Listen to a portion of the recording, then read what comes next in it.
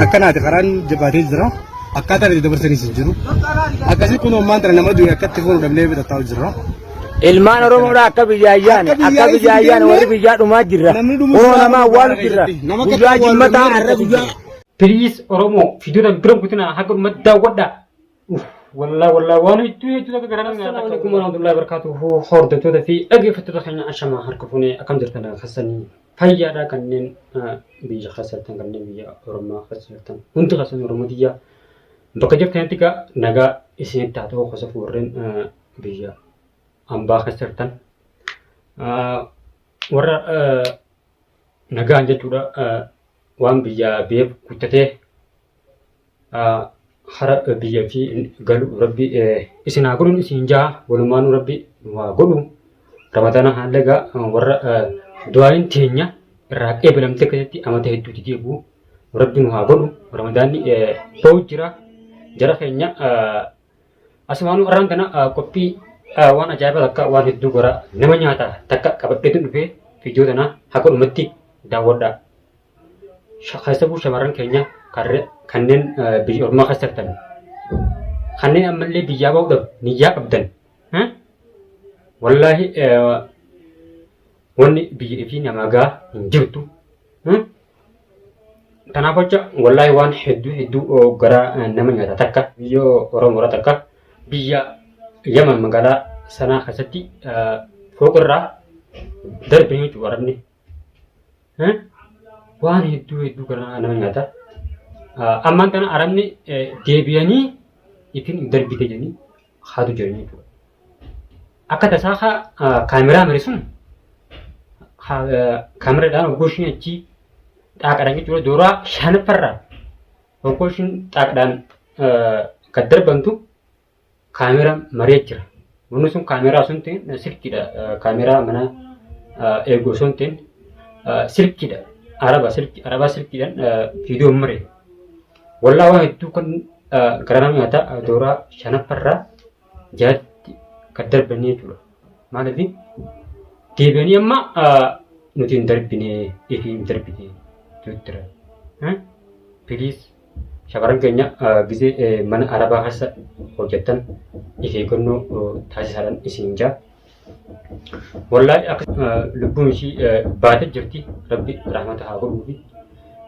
Wallaahi egaa haadha fi abbaa isheetii fi maatii ishii rabbi sabrii haa kennuufi osoo haadha fi abbaan yooma nuu galtii jedhanii eeganii.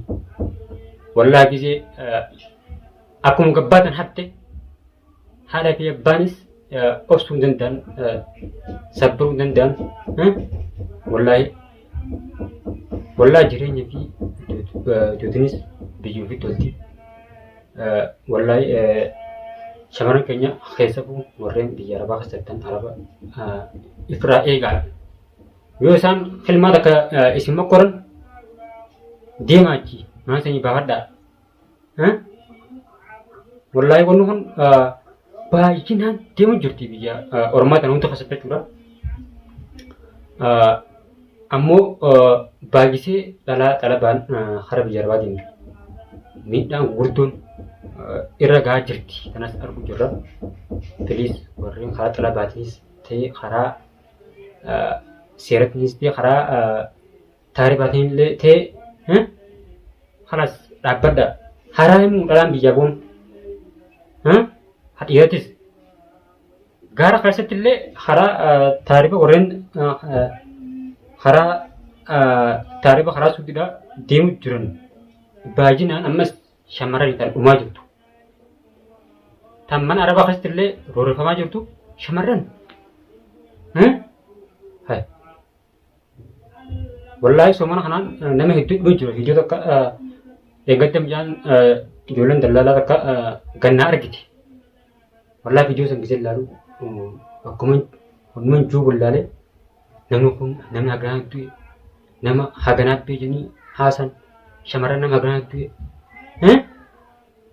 Kalaas shamarran dadhabdee shamarran duraamu dadhabdura kalaas xiqqooshuma dadhabnaan isaan haguma jajjabaa kasaa oomishuma kan hafe jechuutti. Yookaan achumaan du'a yookaan yoo rabbi achiisaa haase. Bilaakitti immoo biyya hunda keessatti wallahi diinni Oromoodhaa faca'u jira. Abaarsa qabna akka dhalate haa tokko taa'e haroon biyya ummaati. Haroon biyya ambaati.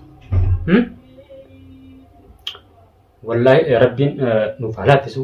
Wallahi biyya teenya illee rabbi biyya jechuudha teenyatti abbaa nu godhee halaas rabbi biyya namni itti deemu isa rabbi nu haa godhu.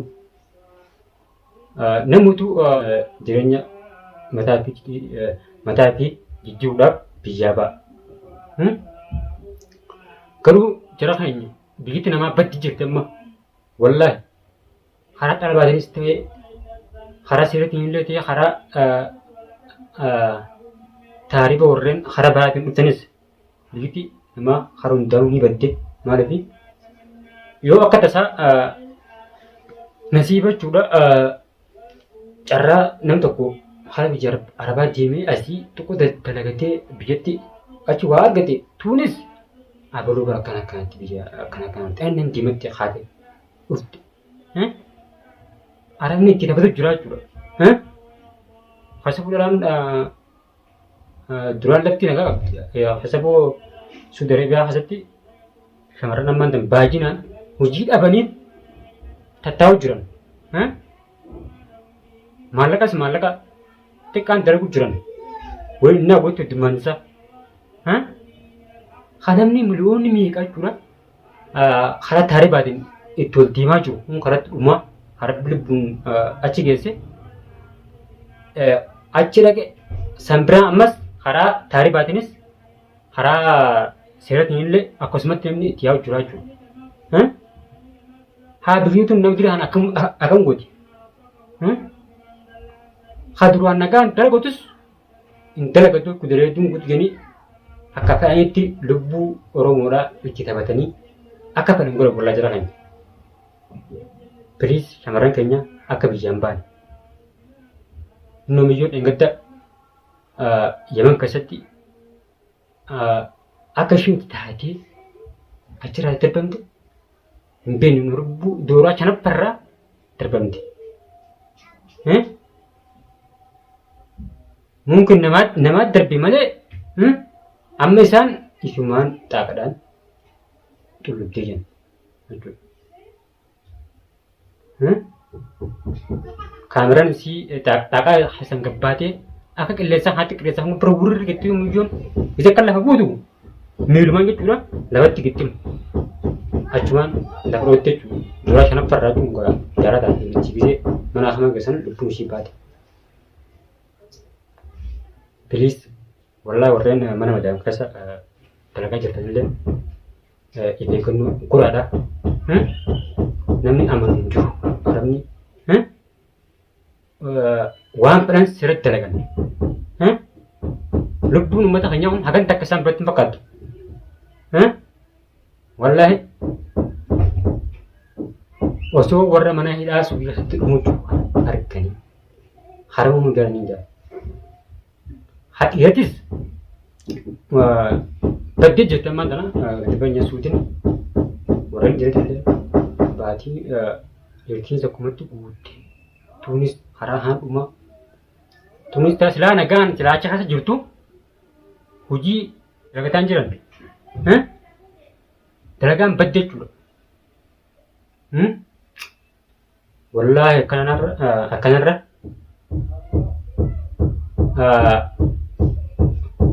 jireenyummaan biyya fi jireenya biyya fi wanni gaan jirtu biyya fi keessa ta'anii wallahi raa miskiinummaadhaan biyya fi keessa ta'u waan hedduu akka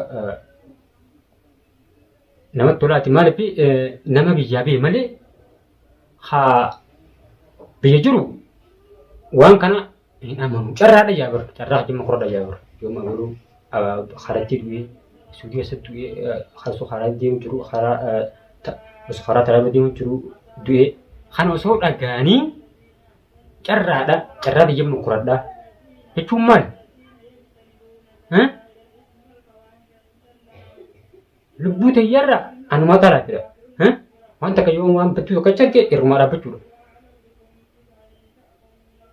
Takkanaatii karaa viidiyoo tanah hakun umat daud darah kara video jolle tariba deemtuu tanaa mee haala karaa kanaatis daawwannee walumaan daawwannaa kana fakkaata mee haalli adeemsa karaa Oromoon keenya akkamitti karaa akkati deemaa jirtuu fi karaan guyyoo akkamiin mee walii ilaalla amma nama qophii kanatti nafaa tura. Anak main leman matane. Dapat Wah, lama dapat. Ya Rabbi, ya. Katirna farmot. كلم ورمي كلم هذا موت واحد ثاني والله اترين نفر هذا دلهين الحين ايه دلهين ما في جو لا دلهين اضرب كثير موت ليه في درين ليه كثير موت هذا كثير ايه ممكن ثاني هاي ورمي ايوه هذا كثير nama lamatu nama takkotu du'e tunni dhaabte ganama gara nama kudhanii dhaame ammaan tana deebi'ee eegasillee nama ammaan tana nama lamaa dhaame sunis duutee jirti akkanaati karaan jabaatee jira akkaataan itti dabarsanii jiru akkasii kun ammaan tana nama du'e akkatti fuudhu dhabnee bitataa jira. Ilmaan Oromoodhaa akka biyyaayyaan warri biyyaa dhumaa jirra. Oo nama awwaalu jirra. Guyyaa jimmataa har'a guyyaa jimmaatti nama awwaalaa jirra. Namni kun dhaamaa jira. Akka biyyaayyaan warri yaman keessatti akka nama waliin feene. Namni dhumaa jira bakka sanatti. Akkasiitis hin jenna. Please Oromoo fiidiyoodhaan bira guutina haga uummata daawwadhaa. Wallah waan hedduu akka garaa nyaata akka wallah. Haalli karaatilleen kana fakkaatee rafanii. Namni meeqa du'ee akka gurmuu dhabnee bira taa'u jirra. Haa nama du'e kana akkam gulanaa lubbuu isaanii baasammoo namuu lubbuu ishee baasammoo yoo akka itti afaan bara hundi isaanii wajjumaan dhumuudha. Waan akkana kanaa jira karaan badee jira. Hin dhageessan wallaahi kasabu warreen biyya jirtan akka waa karaa deemsa karaa biyya kamittuu akka jala muraa nagaan biliteessan tattaadhaa dalagadhaa. Biyyi Oromoo ni baddi wallaahi ni baddi biyyi Oromoo.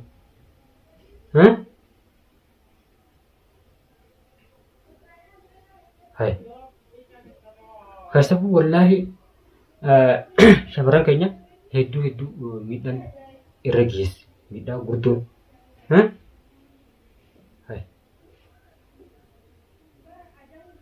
namoota hedduu jechuudha karaa kanatti dhumaa jiru. Biyya tana keessattuu biyya yaman tana keessattuu shamarran keenya hedduu mana arabaa keessatti dhumaa jiru. Tadhoosadhaan ajjeesaa jiran hedduu takkatii sana rabbii baase malee rabbiin ishii mul'ise malee hedduudha. Akkasumatti warreen xalabaan biyya Oromoo dhufanillee rakkoo hedduutu qunnamaa jira. Jara keenya. Arabni akkatanii nama godha. Wallaahi baay'inaan wallaahi karaa kana numan gabaddaa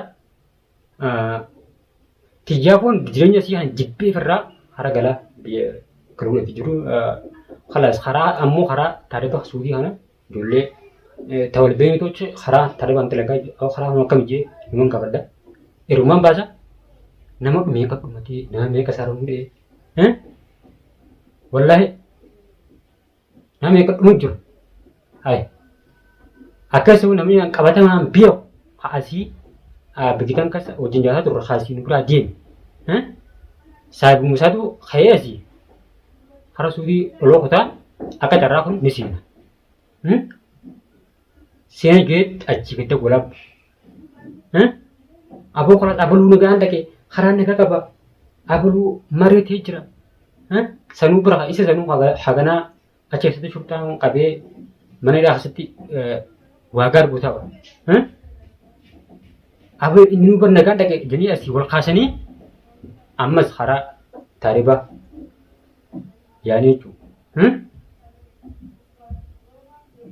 bodara cibute khara belibun basi bae belibun be kono mo aku mau gaben hati itu adunya aja ammo kono adunya aja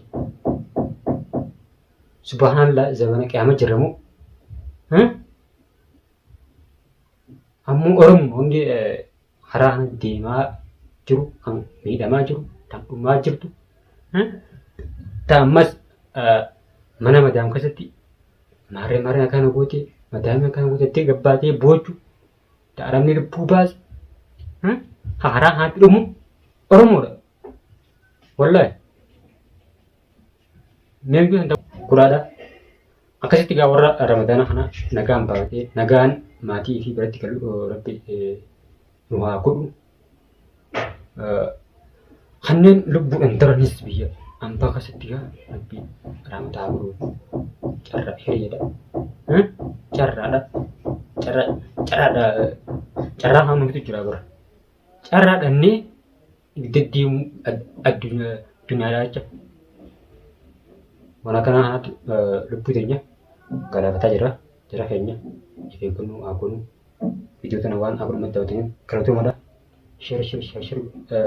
sheer godhaa wal bira gaadha hamma qophii biraatiin walitti deemutti assalaamu alaikum warahmatullahi wabarakatuh.